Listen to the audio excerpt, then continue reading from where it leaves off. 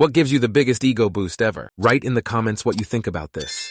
Enjoy the show. Story 1. The biggest ego boost can vary greatly from person to person, as it is subjective and dependent on individual preferences and values. However, some common experiences that could be considered significant ego boosts for many people include receiving recognition or praise for a significant achievement, being awarded a prestigious honor or prize, achieving a long-held goal, receiving positive feedback from someone you deeply respect, or experiencing a moment of great success or accomplishment in front of a large audience. Story 2. When my nieces were young and adorable, 2 and 6 years old, I was the fun uncle that lived down the street. We rotated babysitting duties between me, the aunt, and grandpa. The girls always wanted me.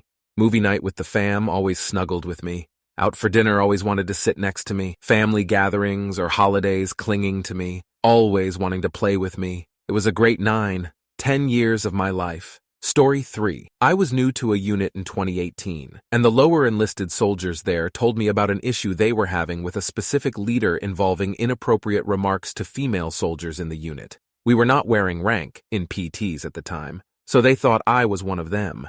I witnessed it happen literally minutes later. He was very aggressively hinting at raping the female soldier he was speaking to and getting in her face. I immediately stopped the interaction and pulled him aside to confront him, then reported it to the appropriate authority. Sharp rep. I stayed on top of the office until the investigation was complete because they acted like they were going to try to make it go away. I never told those soldiers about it because I didn't want them linked with the impending investigation and risk mistreatment from other leaders in the unit. A month or so later, I was walking down the hall and overheard one of those soldiers telling a group of other soldiers about how Sergeant BDE came in and fixed the problem in one day that they had been dealing with for 3 years. I figured they were talking about another NCO who was involved or something because I was very discreet, but I later found out that I was famous in the unit for stopping old SGT Rapey. On top of that, they couldn't remember my last name when it first happened, which starts with B, so they called me SGT BDE when they told all the stories about it. I didn't know what that meant until my wife explained it to me.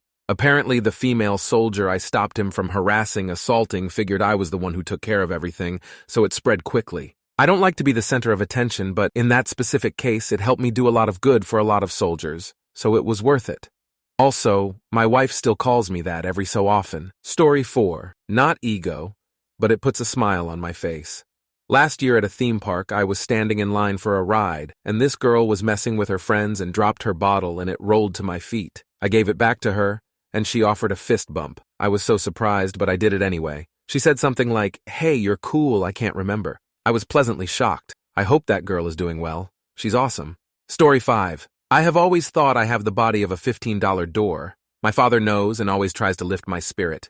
He said I look like Kylie Minogue. Hehe. Since I'm exactly her height and probably same size as her too, it was very kind. Hehe. I'm also Australian too. Hehe, and same eye color. I do believe she is a goddess, haha, IDK, if I really do. But I will hold on to it for a while, hehe. Story 6. A few years back, during COVID, we decided to give content creation a try. A lot of people get into an amateur porn in their 40s, right? Anyway, even though it was a fairly short-lived phase, when men would pay dollar for just a bit of personalized attention from my GF, it was a huge ego boost. People fantasizing about what I got to experience every day? Oh wow, I appreciated every minute of it. Story 7. My job brings me into a lot of strangers' homes. I love it when their cat comes up to me and lets me pet them, and the owner says something like, he never lets strangers pet him. I grew up with a biology teacher for a father. We had all sorts of animals in the house, and I'm an animal lover in general, but if I had to pick one pet, it would be a cat. They seem to know this. Maybe they smell my cats on me. Maybe they know I'm an asshole just like them, I don't know. Still boosts my ego for some reason. Story 8. I'm ashamed to admit it, but it's when an attractive woman finds me attractive LOL, which isn't very often. It doesn't last long though, just a brief buzz. I'm in tune enough with my strengths and weaknesses that compliments don't give me an ego boost. Compliments either embarrass me or I'm indifferent about them. Story 9. Frankly, anytime a girl or woman compliments me, it's something I still remember to this day, and I do not wish to forget such a small but sweet interaction. It was when my friend and I went for coffee a few years ago. A young girl, I'd say maybe around 7 to 10 years old, approached us and just said, "You two are so pretty." Both of us melted from how sweet Shah was. She said it so earnestly and with such conviction. Story 10. I had a band who I won't mention because no one would believe me anyway, so screw you all, who heard about a tragic part of my life and did something special at their show for me out of empathy. They didn't know me beyond that I was a fan. There are still good people out there in the world who will do little things for no other reason than being nice, not for reward or recognition. Story 11. I remember when I was younger, elementary grade, kids would yell out of the yellow school buses to strangers and tell them that they were really pretty. And we would do it to genuinely pretty people, and it wasn't something that happened often. Now that I'm an adult, I was one time walking by, and a bus of litter kids pulled up next to me, and the kids screamed out, "OMG, you're so pretty," or "You're so pretty." That honestly made my day, and sometimes I'd think about it and feel happy about it. Used to do it to other people, and now actually getting one back yourself as an adult feels elite. Story 12. I turned in a marketing project in college. Professor was the head of the marketing department and easily my favorite professor at the school. I kinda knew I nailed the assignment and put a lot of personality into the breakdowns of why I would market the product the ways I described. He gave me a perfect score and glowing feedback ending with the words, "Damn, son!" That gave me an academic high for a couple of years. Another example was during a class-wide marketing project where we had to throw a party fundraiser for a local business, and on the day of, we were adding up the total of something or other, can't remember what. One of those convos where the person is like, "All right, we had 85 of this, 153 of that, yada yada," over a long list of items. When he finished listing everything off, I immediately, yet nonchalantly said what the sum total was, which apparently blew everybody's minds as they double-checked it on their phone calculator apps. Even made the cute girl in the group give me an "oh wow" with a cheeky smile, which was nice. Story 13. If you're a guy, you probably know the feeling of never receiving a compliment in your life. I felt the same way until a few weekends ago. 2 weekends ago, I went to a rooftop party after work. I was wearing a suit because I wanted to look professional, but I honestly felt overdressed for the party. Despite this, I went anyway. As soon as I walked in, a group of friends complimented me, and it was a feeling I had never experienced before. Because of that, all my insecurities went away. I had the confidence to approach groups of random individuals and chat. I was making everyone laugh, and people kept giving me compliments and joining the conversation. I consider myself an introvert, but maybe because of the alcohol and the feeling of being a rock star due to all the compliments, I felt very social at that time. Then one guy approached me, and I will never forget this conversation. He started with a compliment and followed with more compliments. He told me that I looked so sharp, and that even under my suit I looked muscular. He mentioned that he had wanted to talk to me for a long time, but never had the chance because I was always surrounded by people. That was the entire conversation, no hidden agenda. He just wanted to tell me that. I guess this is a once-in-a-lifetime feeling. It's the kind of high I will always probably chase. Story 14. I play a lot of tournament golf. One time I was playing with a guy who was a pro at a local club, and I was hitting my irons exceptionally well that day. I hit another iron flush, and I hear him say, "Nice shot." But then he turns to his cart partner and says under his breath, "It's like watching a damned machine hit a golf ball." Definitely the best compliment I've ever received, directly or indirectly. Story 15. When I was volunteering for a blood donation and collection drive by the Red Cross in my city, the turnout of people was low. A young boy came up to me and asked that can help donate blood. I politely declined, stating that he was just 11 years old and probably should wait for a couple of more years. He went back hunchbacked, clearly upset. I lingered on his thoughts a bit and then focused on my work. After about 1 hour, the same boy came with around 12 adults, who all were eligible to donate blood. I was happy and said thank you. He told them all how I was a regular volunteer here and how me and my team help so many patients have a better life. Those words of appreciation is my biggest flex till date. Story 16. I work at Walmart as a picker. I shop for online orders. WM can be overwhelming anyway, and when the store is busy, customers hate us, always saying we're rude and in the way. But one day I was in an aisle waiting for some customers to get by me, and an older woman said to me, "You have the sweetest smile," when she walked by, and it was the nicest thing anyone has ever said to me. My mom or no one else in my life has ever said anything nice to me like that, and I'm 57. It really made my day. Story 17. This is weird, but here goes. When the vet tells me genuinely my kitty was a good girl, a couple grumbles, liked the pets and lovies and was cooperative. She has a checkered past, and when I first adopted her, her foster family had been kicked out of 3 vets. Her first vet appointment I took her to required 3 very experienced vet techs and the vet to be in protective gear. I just loved her and was happy to have her even if she was just a stone-cold psycho forever. I never expected she would become such a lovey and snuggler and be my little shadow. That she is a good girl for the vet makes me so happy for her and makes me feel like I did a good job helping her feel safe. I am also so happy other people get to love her too. ETA. This is important to me because growing up as an adult, I realize pets in our family were not well taken care of. It matters to me that I grew up to be a person who cares for pets well. Story 18. Short answer. Toddler of my friend who literally gasped and said, "Mommy, she looks like a princess." Kids with their effing unbridled honesty can crush you with their comments, but they can also raise you up like nothing else because you know they are not lying. Long answer. While I like how I look when I'm dolled up, pardon the old-fashioned expression, I don't really like the taking time to do it, and my work, life, family doesn't really allow me a spare moment for non-urgent stuff during the window where makeup application would make sense. When I do put on makeup, it's nothing close to what ladies are out here doing nowadays. And that's not a criticism. I'm in awe. My routine is a super thin line of liquid liner on upper lids with a swipe of mascara. I dust on some powder. It's pressed powder, but I use a brush. And then I slap on a nude lip gloss. If I'm feeling fancy, aka if it's a special occasion, I put Step It Up with a bold red lip, and I use a brow pencil to define and shape my natural brows. I had friend, work buddy who I liked, but her little girl was super obnoxious. Sorry, but it's the truth. My buddy was a single mom, and, by her own admission, she'd spoiled her daughter, trying to compensate for absentee dad.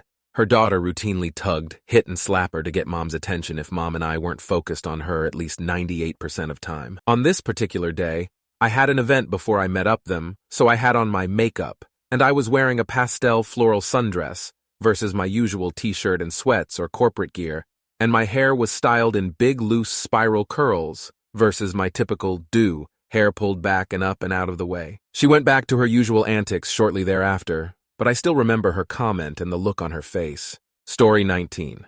This is going to sound crazy, but when people tell me that I have a nice speaking voice, I know that sounds crazy. For reference, I'm a call center marketing agent. I find the sound of my voice irritating. It makes me feel good that not everyone else thinks this. I think it's because I hear myself talk all day long. We have our conversations recorded for quality assurance and play them back when we accidentally miss info. And my voice is irritating to me. Story 20. A good conversation with someone you just met was the first thing that came to mind. I guess my cheesy answer, though, would be a good date with the chickadee. Like a good dinner. Hella giggles, hand-holding post-dinner walk. That type of date where it's more of a random, let's go get some dinner. I'm in the mood for asterisk insert specific restaurant. You down? And there, you're way down, and we skip all that cliche fucking, what are you in the mood for? Back and forth shit. That's where that new relationship energy shows back up even though y'all been thugging that shit out for years. Story 21. Being treated like a normal human being by women in a setting where they don't feel socially obligated to do so. I know why so many women fear men. If you get bitten by a snake and it almost kills you, it's only natural to fear snakes for the rest of your life. But some snakes are actually really nice, friendly, and totally harmless. So while treating a man like a potential predator is natural and understandable, it's still not fair to them. I've gotten so used to women treating me like that while giving other women who are much more dangerous a full pass, that it's now a huge ego boost whenever I'm treated as a normal person. Story 22. The day I stole all the girls away from an entire band. One of my platonic female friends called me up one day when I was in college. She didn't have a car and wanted me to take her over to this guy's house because she had a thing for him and his band was supposed to be practicing that day and she wanted to hear them. Normally, I would have told her no, but she also said her friend that I'd been flirting with was going to be there too, so I went over and picked my friend up. So, my friend and I get to this guy's house, and the guys in the band were there as well as a couple of their friends and another 2 or 3 girls. I was just standing around while they were setting up and saw an old piece of crap guitar plugged into a piece of crap amp. I was bored, so I asked if I could try it out. These jokers had no idea I could play and thought I'd make a fool of myself. At this point, I should point out that I'd been playing guitar for years. I don't mean a little bit like all guys did back in the 90s. I mean, I took lessons for a couple of years and finally stopped because my teacher didn't really have much left to teach me and I typically practiced a few hours a day. I could pick up a guitar and play pretty much whatever I heard. I picked up the guitar and I swear I wasn't trying to show off. Played a fairly easy riff that I would play whenever I picked up a new guitar, just so I could test it out and see what I could do with it. I wasn't paying attention to everyone else and was just looking at the guitar the entire time. I looked up when I was done, and everybody had stopped and was staring at me. If you've ever seen Back to the Future, if you remember that scene where Marty finished playing Johnny B. Goode at the dance, imagine that Smashing Pumpkins instead of Chuck Berry, and you've got a pretty good idea of what it was like. I shook my left hand and said something about how that guitar didn't really play that well. At this point, the guys in the band were feeling a bit threatened, so they said they were going to play their own song now. They thought I wouldn't be able to play it because I'd never heard it. They were wrong. It was painfully simple. Not only was it easy to play, I pretty much knew what they were going to be playing next. A 5, D5, E5. A plain and basic IIV-V progression. I played along with the song I'd never heard perfectly, and then actually started doing some fills and lead lines. I swear I wasn't trying to show off. I was just bored and thought I'd try to help liven things up a little, but for everybody. When the song was over, they were less than happy. One of them came up with some lame excuse about needing 2 amps to get his sound right, and took the one I'd been playing through. I could tell they didn't want me there, and I was bored anyway, so I started heading to my car and said if anyone wants a ride, I can take them wherever, because I was heading out. My friend followed, the girl I was interested in left, and a couple of other girls I barely knew left. I took the 2 girls I didn't really know home. The girl I was friends hung out with the girl I had thing for a little longer, and then I dropped her off. The girl I had a thing for didn't get dropped until a while later. That was my absolute peak of coolness that I'd never hit before or since. Story 23. When I was 15, I played Lana Del Rey's Happiness is a Butterfly. I had just broken up with my boyfriend, but then we got back together LOL. And our class did this thing where we decided who played the best. If you win, you get to see what everyone said about how you played. I won, and I was reading what people had said, and they said I played really well. The only reason it boosted my ego was because I was cross-faded while I was playing. Story 25. Comments from women on my glasses has happened several times. One case, I once went to collect my wife and one of her female friends after a work night out. We were dropping her friend home. They were both drunk, talking and laughing all the way. The friend was sitting up front while my wife was in the back having a full-blown conversation with our dog. Out of nowhere, the friend slobbers to me, "You look really fucking sexy in those glasses, and I would love to grind up against you on the dance floor." I, stone cold sober, was shocked and laughed it off. Years later, I still think about it, and when I wear those glasses, I always feel great. I don't think women realize the positive and long-lasting impact of a compliment for guys. Story 26. Thank you very much for watching. If you liked the video, like it. Be sure to write comments and share your stories.